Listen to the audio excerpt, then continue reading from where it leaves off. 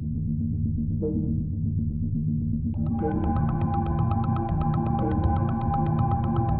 du temps, le podcast du Musée d'archéologie nationale. Bienvenue dans ce nouvel épisode d'Écho du temps. Je suis Daphné Mavrocordatos et aujourd'hui, nous plongeons dans l'histoire captivante de la découverte du Cantar d'Alésia et de son lien avec l'empereur Napoléon III. Mais quel est le lien entre le dernier empereur des Français et cette coupe antique, me direz-vous ? Nous allons le découvrir.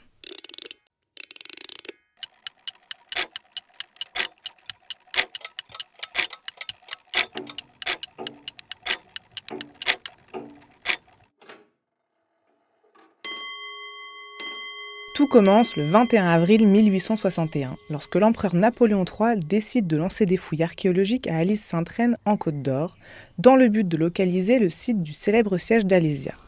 Une suite de batailles décisives en 52 avant Jésus-Christ, au cours desquelles Jules César capture Vercingétorix, chef du peuple gaulois arverne, à la tête de la révolte contre les Romains, et assoit son hégémonie sur la Gaule celtique.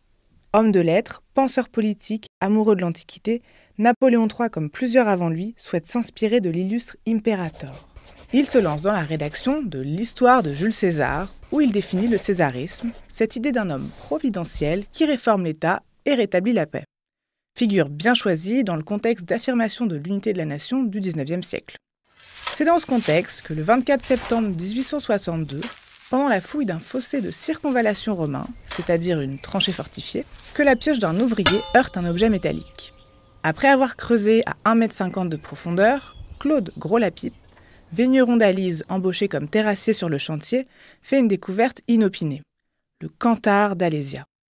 Il aurait fait tout de suite à son supérieur, l'agent Voyer Millot. Endommagé par le coup de pioche involontaire, la prestigieuse coupe en argent est retrouvée séparée de son pied et la panse complètement fendue. Triste destin, penserez-vous, mais son histoire ne s'arrête pas là. La découverte paraît tout de suite importante. L'objet est prélevé dans sa gangue de terre et envoyé à l'empereur alors à Biarritz en cure thermale. L'empereur va avoir l'honneur de dégager l'objet de sa terre. Quelques jours après sa découverte, Napoléon III peut enfin observer le vase en argent et son décor végétal d'une beauté exceptionnelle. Il n'a pu appartenir qu'à Jules César. En fait, ce n'est pas si simple. Nous y reviendrons plus tard. De retour à Paris, ou plutôt à Compiègne avec la cour, Napoléon III fait restaurer l'objet chez un orfèvre, puis l'installe dans son cabinet de travail au Palais des Tuileries. Finalement, le 8 avril 1867, l'objet est donné, avec d'autres, au musée gallo-romain, aujourd'hui musée d'archéologie nationale, que l'empereur a créé en 1862 et qui ouvrira ses portes au public un mois après ce geste généreux. Belle histoire, n'est-ce pas ? Je vous entends penser, trop beau pour être vrai. Eh bien, vous ne croyez pas si bien dire. Plusieurs éléments de ce récit demandent quelques précisions. Et pour démêler cette histoire, nous retrouvons Daniel Roger, conservateur général, responsable de la politique scientifique et des collections au Musée d'archéologie nationale, mais surtout spécialiste d'archéologie romaine. Bonjour Daniel, merci de prendre quelques temps pour nous présenter le Cantar d'Alésia, cet objet qui fait partie de la collection gallo-romaine du Musée d'archéologie nationale. Est-ce que tu peux nous en dire plus sur cette collection ? Bonjour Daphné, oui alors tout à fait, la collection de la Gaule romaine au Musée d'archéologie nationale, c'est une collection importante puisque dès sa création en 1862, ce musée s'appelait en fait le musée gallo-romain. Et donc la collection aujourd'hui de la Gaule romaine, c'est une collection qui numériquement est la deuxième en importance pour ce musée après la collection du Paléolithique. En importance, c'est-à-dire en fait numériquement, c'est une collection qui est très très riche et qui compte un certain nombre de chefs-d'œuvre, dont le Cantar d'Alésia. Et en termes de chronologie, la collection, elle s'étend de quelle période à quelle période ? Alors elle couvre toute la période romaine de la Gaule, c'est-à-dire que l'on commence en réalité avec le siège d'Alésia en 52 avant Jésus-Christ. Et la collection s'étend jusqu'à la fin de l'Antiquité, jusqu'au passage au premier Moyen-Âge, en fait, à l'époque des Mérovingiens au 5e siècle. Alors revenons sur ce fameux Cantar d'Alésia, cet objet un peu étrange. Est-ce que tu peux nous le présenter un peu plus en détail ? Alors le Cantar d'Alésia, en fait, c'est un vase à boire, c'est un vase en argent qui fait partie de la vaisselle, de l'argenterie romaine, en fait, qui est un objet très particulier. Donc l'objet en lui-même, il n'est pas très grand, il fait 11 cm de diamètre, c'est un vase circulaire, et il fait 18 cm de haut. donc tout en argent, de l'argent presque pur à 98%. Cet objet, il porte un nom particulier, un nom qui est d'origine grecque, le mot kantar, qui à l'origine fait partie de ce vocabulaire qui permet de désigner les très nombreuses formes de céramique qui servent aussi bien au service à manger qu'au service à boire dans la civilisation grecque. À l'origine, un kantar, c'est un vase qui est un vase haut avec un pied assez élevé et fin et qui présente une particularité, ce sont les anses qui ont une forme d'oreille, qui sont donc assez développées, qui permettent de saisir l'objet avec les deux mains. Et ces oreilles sont plus hautes que la lèvre elle-même du vase.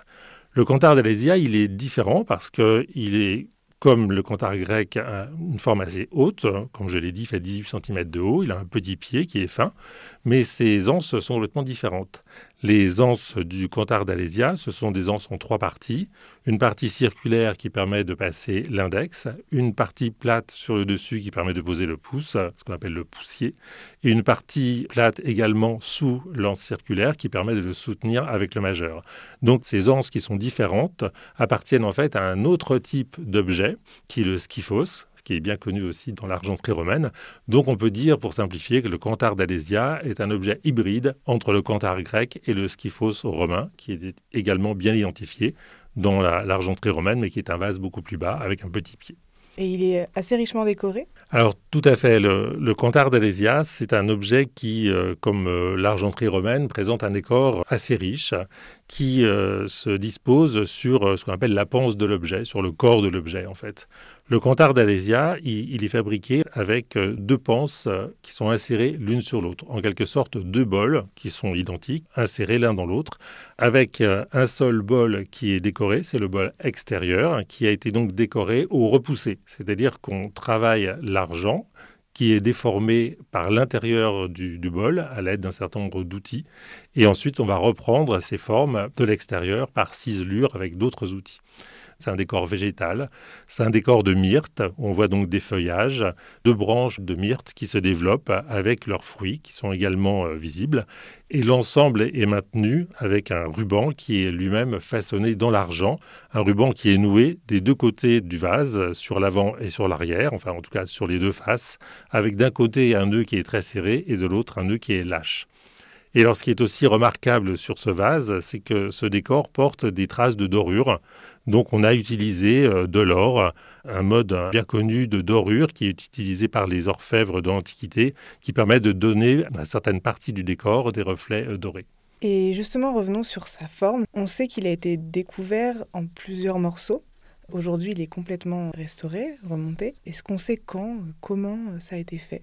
Alors effectivement, les textes nous disent que lorsque le vase est découvert, il est découvert sans ses anses.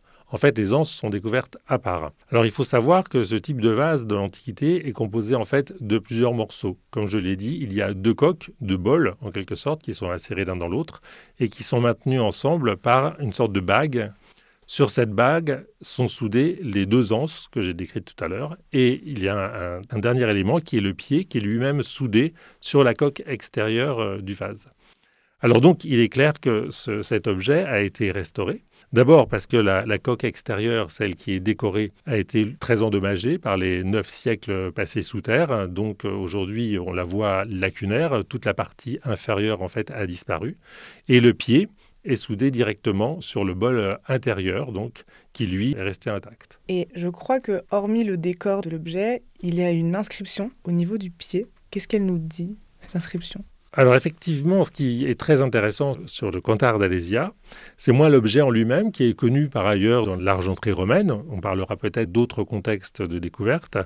Mais ce qui est intéressant sur ce vase, c'est qu'il porte des inscriptions. Alors ces inscriptions sont portées sur le pied. Le pied lui-même, c'est un pied circulaire, donc il est plat pour que l'objet soit bien stable. Et donc sous ce pied, on peut voir 3 inscriptions qui ont été portées.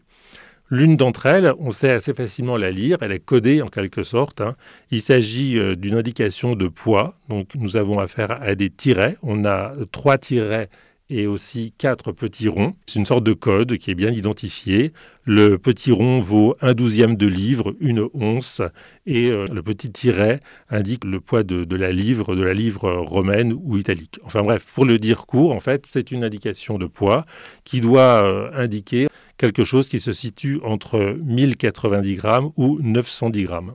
Et alors, ce qui est intéressant, c'est qu'on se rend compte que le poids qui a été indiqué dans l'Antiquité, ce n'est pas le poids réel, actuel du vase, c'est en fait la moitié. Alors pourquoi ? Parce que, en fait, dans les services à boire de l'Antiquité, dans les trésors d'argenterie qu'on connaît par ailleurs, qu'on a retrouvés par exemple dans la région du Vésuve, en Italie, les vases se présentent en général par paires. Donc dans les services d'argenterie, on a 2 canthares, on a 2 skyphos. Et donc cette indication de poids nous prouve que l'objet, à l'origine, avait un frère jumeau qui aujourd'hui a disparu. Il y a une autre inscription qui est particulièrement intéressante et qui nous livre des indications sur l'origine de cet objet. C'est une inscription qui est portée en grec. Ce qu'on lit, c'est 2 mots, méga et aragé. Et ces 2 mots sont écrits en alphabet grec. Alors, on a essayé de comprendre ce que méda et aragé pouvaient signifier. Donc, il y a une thèse gauloise. On imagine que méda, c'est les premières lettres d'un mot gaulois, médamos par exemple, qui est par ailleurs attesté dans les inscriptions gauloises. Et aragé, ça pourrait être aragénios, un autre nom qui est aussi attesté dans certaines inscriptions en gaulois. Parce que vous savez que le gaulois pouvait s'inscrire parfois dans l'alphabet grec qui avait été emprunté pour ça. Mais il y a une autre thèse qui est sans doute plus convaincante, qui est une thèse osque. Vous savez que dans le sud de l'Italie, un des dialectes qu'on parlait, c'était l'osque. À Pompéi, pendant très longtemps, on a parlé l'osque jusqu'à ce que le latin s'impose. Et donc, si on parle de ce principe, on pourrait avoir affaire à 2 mots qui seraient médaties, et l'autre mot serait aragétasis. Médaties serait un nom, le nom d'un orfèvre, aragétasis désignant effectivement le métier de médaties, avec un mot qui a une racine aragé, qui rappelle la racine du mot argent. Donc on aurait en quelque sorte le nom de l'artisan, médaties, l'argentier, l'orfèvre qui aurait fabriqué ce vase. Et alors ça nous apprend une chose importante, c'est que si nous avons un texte en osque, eh bien ça veut dire que l'origine de cet objet, c'est le sud de l'Italie. Si nous avons un alphabet grec qui a été utilisé avec des noms qui sont à consonance grecque, c'est que probablement on est dans une ville d'Italie qui était une colonie grecque, une colonie de la Grande Grèce, et que très probablement c'est dans ce contexte grec que l'objet a été fabriqué. On sait par ailleurs que dans les villes grecques d'Italie du Sud, donc dans les villes de Grande Grèce, on avait toute une corporation d'orfèvres grecs qui fabriquaient ce type d'objets, qui étaient particulièrement habiles dans la confection de ces collections d'argenterie que les Romains affectionnaient tant. Et alors l'histoire continue parce qu'il y a une 3e inscription qui est portée sur ce vase. C'est une inscription qui, elle, est beaucoup plus compliquée à lire. D'abord parce qu'elle est moins bien inscrite dans l'argent et aussi parce qu'on ne déchiffre pas bien les caractères qui sont portés. On croit reconnaître les 4 premiers caractères qui soit pourraient être un mot grec, émine, qui signifie « à nous »,« pour nous », ou alors qui pourrait correspondre à la racine d'un mot qui veut dire « acheter »,« posséder ». Mais les autres caractères, qui sont au nombre de 5 ou 6, sont beaucoup moins lisibles, donc ne correspondent pas à un alphabet connu.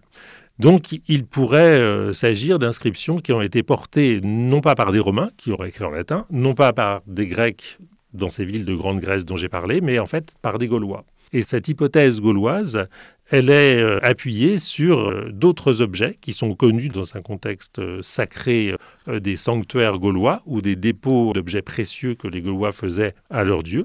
On peut citer par exemple au musée d'archéologie nationale le cas du torque de Mailly-le-Camp. Donc le torque, c'est une sorte de gros collier en or qui date du 1er siècle avant Jésus-Christ. À cette époque, ces colliers ne sont plus portés, ne sont plus des objets de parure que les hommes ou les femmes portent. Ce sont des objets qu'on offre aux dieux, donc ce sont des objets précieux. Et le torque de Mailly-le-Camp a cette particularité de porter une inscription qui est une dédicace à une divinité faite par une tribu gauloise.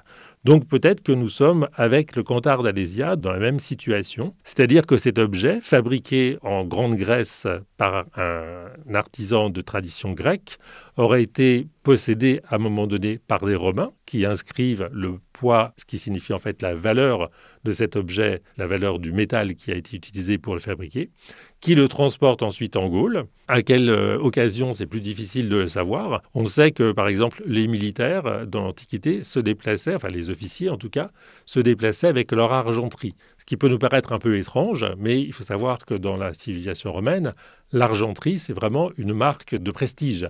Donc, pouvoir exhiber son argenterie, pouvoir la montrer, c'est vraiment quelque chose qui vous assoit socialement. Donc, un officier part en campagne avec son argenterie. On peut imaginer aussi que ce sont des commerçants romains qui sont depuis très longtemps, et bien avant la conquête de César, en contact avec des tribus gauloises, qui ont en fait vendu cet objet à des Gaulois en échange de produits que les Gaulois fabriquaient et qui intéressaient les Romains. On peut aussi imaginer que ces objets sont des objets qui ont été donnés à des Gaulois en cadeau à l'occasion peut-être d'une ambassade. En tout cas, à un certain moment, cet objet passe entre les mains de Gaulois qui probablement en font une offrande à une divinité. Il y a une autre explication possible, c'est que cet objet, en fait, a été possédé par un Romain et qu'à l'occasion de la guerre, au moment des razzias, des sacs, il a été pris comme tribut par des Gaulois, par des guerriers gaulois qui s'en sont emparés. En tout cas, cet objet se retrouve sur le siège d'Alésia, puisque c'est là qu'il a été retrouvé au XIXe siècle. Et on pense à ce moment-là que peut-être il a appartenu à Jules César. Visiblement, d'après ce que tu nous dis, c'est pas le cas. On en est plutôt sûr aujourd'hui que c'est pas le cas, n'est-ce pas? Alors, cet objet, effectivement, est un objet un peu mythologique, mais une mythologie moderne, parce qu'effectivement, ces conditions de découverte sont un peu particulières. En fait, Napoléon III est un empereur qui est passionné par l'Antiquité. Il va rédiger, à la fin de son règne, une histoire, l'histoire de Jules César, où il va rechercher les sources les plus certaines pour écrire l'histoire de cet homme qui, en quelque sorte, est un modèle. Pourquoi est-ce que Napoléon, en dehors de son goût personnel pour le passé, pourquoi est-ce qu'il s'intéresse à Jules César?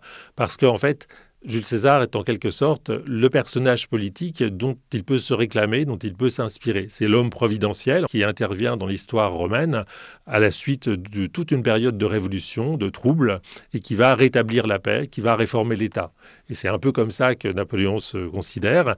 Et au début de son histoire de Jules César, il définit ce qu'on appelle aujourd'hui le césarisme de cette manière-là. Donc Napoléon va rechercher toutes les traces de l'Odyssée de César dans la guerre des Gaules et il va entreprendre des fouilles pour retrouver les lieux dont parlent les commentaires sur la guerre des Gaules que César a écrits dans l'Antiquité. Et évidemment, un des lieux les plus importants, les plus emblématiques à la fois dans ce texte et dans notre histoire nationale, c'est Alésia, puisque c'est là que Vercingétorix est vaincu, c'est là que la résistance gauloise va s'éteindre. Donc, comment retrouver le site d'Alésia? Plusieurs villes sont en concurrence. Il y a le village d'Alise-Sainte-Reine en Côte d'Or.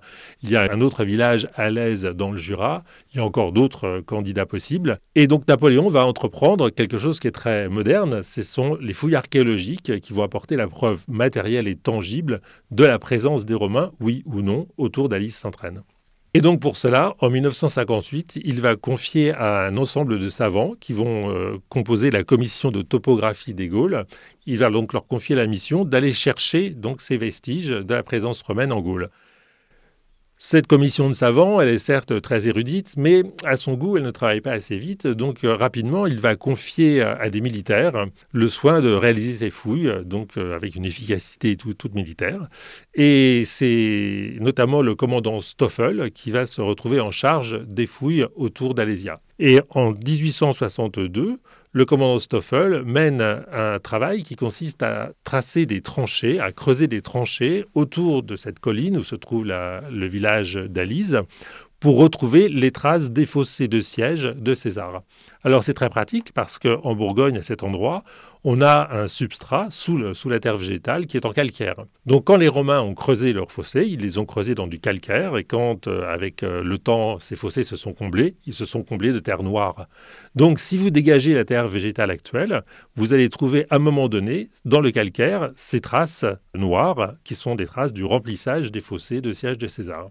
Donc c'est ça qu'en creusant ces grandes tranchées, le commandant Stoffel va chercher à trouver. Et ça va être assez efficace parce qu'effectivement, à plusieurs reprises, les grandes tranchées que les terrassiers locaux creusent dans le sol, à coups de pelle et de pioche, vont croiser les fossés de César.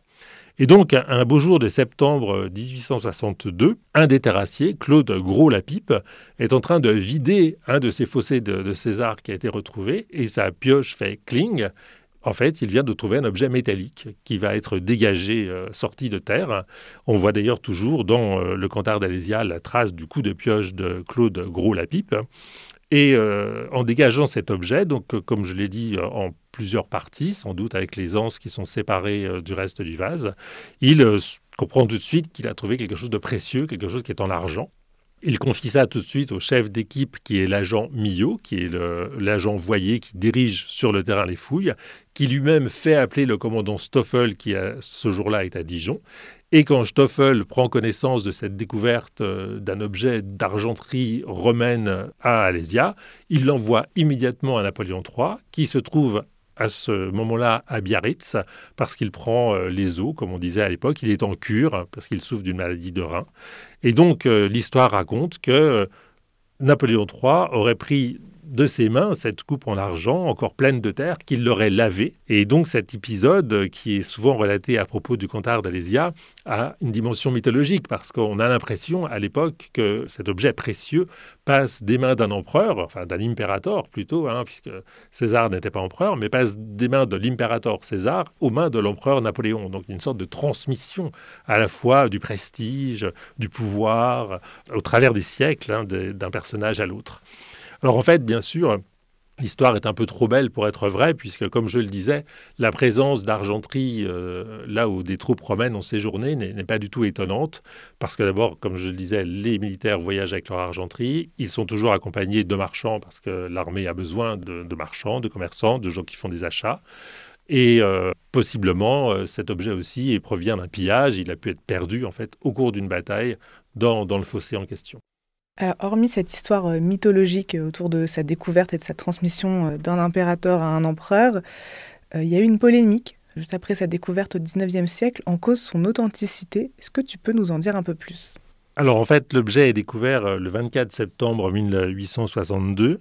Les choses vont assez vite puisque l'objet passe tout de suite entre les mains de Napoléon III à Biarritz. Le 8 octobre, la cour rentre à Paris. Napoléon va confier le vase à un orfèvre pour sa restauration. Et ce n'est que le 6 décembre, donc vous voyez, plus de 2 mois après, que la première photo paraît dans un journal qui s'appelle L'Illustration. Et donc, que s'est-il passé entre les deux ? C'est un peu toute la question qui aujourd'hui encore nous préoccupe. Cet objet, en plus, va être copié, c'est-à-dire qu'il va être confié à des orfèvres tout à fait contemporains qui vont, comme Barbedienne par exemple, vont faire des copies de ce vase qui vont pouvoir être vendus dans des expositions internationales, par exemple, qui vont pouvoir être vendus dans des musées, dans des boutiques, enfin voilà, qui vont faire partie de l'argenterie un peu bourgeoise, d'inspiration antique, donc avec un certain prestige qui s'attache à la découverte. Ces objets-là, bien sûr, on les reconnaît tout de suite parce que la panse lacunaire sur l'objet antique a été complétée et il porte l'estampille Barbedienne, Paris, enfin donc là-dessus, il n'y a pas de problème. Mais pourtant, pendant un certain temps, une certaine suspicion dans les publications va flotter au-dessus de l'objet. Et en fait, c'est une anecdote qui est racontée par Salomon Reynac, qui d'ailleurs a été pendant longtemps le directeur du Musée d'Archéologie nationale, qui explique que cette suspicion naît en fait de la rivalité qui existait entre le commandant Stoffel, donc qui dirigeait les fouilles d'Alésia, d'Alys-Sainte-Reine, et un autre officier de Napoléon III, un officier d'ordonnance qui s'appelait Gaston de Gallifet, qui détestait cordialement le commandant Stoffel. Et donc Gallifet décide un jour de jouer un mauvais tour à Stoffel. Et lorsque, en 1866, Napoléon III va donner le Cantar au musée, Gallifet va saisir l'occasion pour essayer de répandre une rumeur. Ce qu'il va faire, c'est qu'il va s'adresser à un orfèvre parisien et lui demander de faire en quelque sorte une fausse facture. Une facture disant qu'il a fabriqué un vase à l'imitation de l'antique pour le commandant Stoffel. Et Gallifet va laisser négligemment cette fausse facture traîner sur une table de billard au château de Compiègne, au palais. Et donc le personnel du palais va tomber sur cette facture et le bruit va se répandre qu'en réalité, c'est une fabrication complètement moderne que cet objet.